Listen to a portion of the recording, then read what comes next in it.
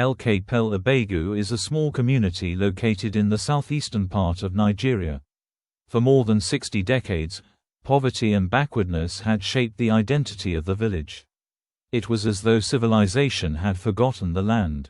There were no good roads, no pipe-borne water, no electricity, and no health facility. Life in Ikpelle Obeagu was lived in darkness, both literally and figuratively. Whenever someone fell sick, the family had to travel far distances in search of medical care. Education was also a burden. Most children of the community journeyed to neighboring towns just to acquire basic schooling.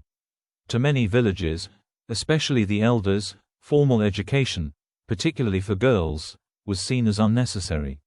In this community lived Edeoga, a respected palm wine tapper and farmer.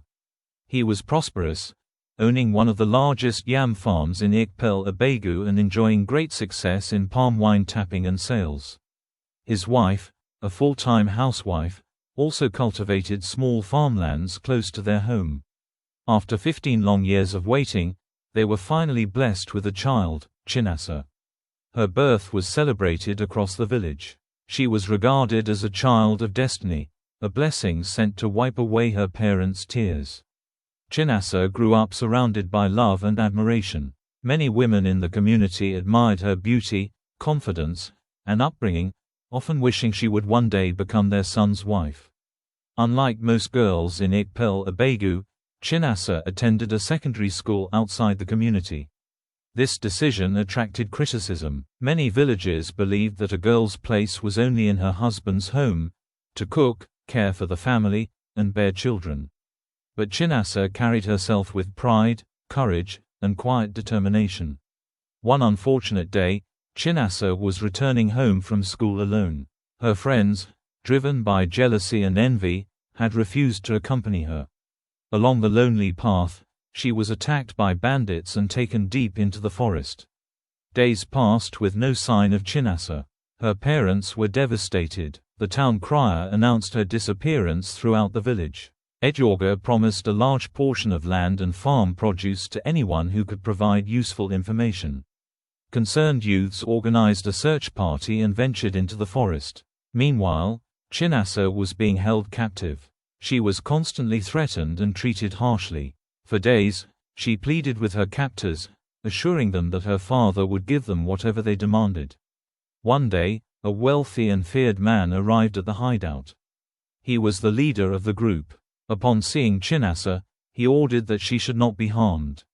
Later, he secretly planned to take her away. On their journey toward the city, his vehicle was stopped at a police checkpoint.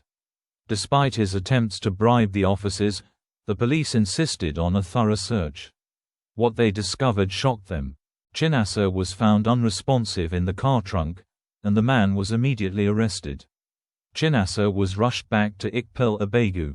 When news reached the village that she was alive, the entire community erupted in celebration. Tears of sorrow turned into tears of joy.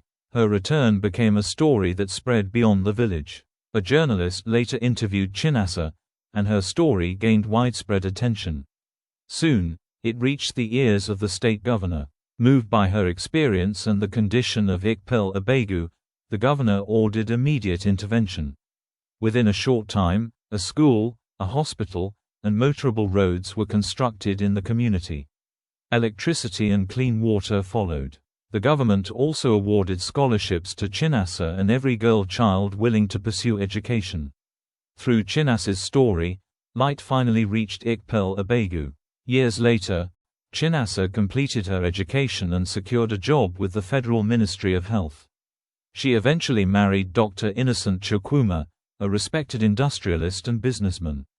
The girl once told she had no place in society became the reason her community found its place in the modern world.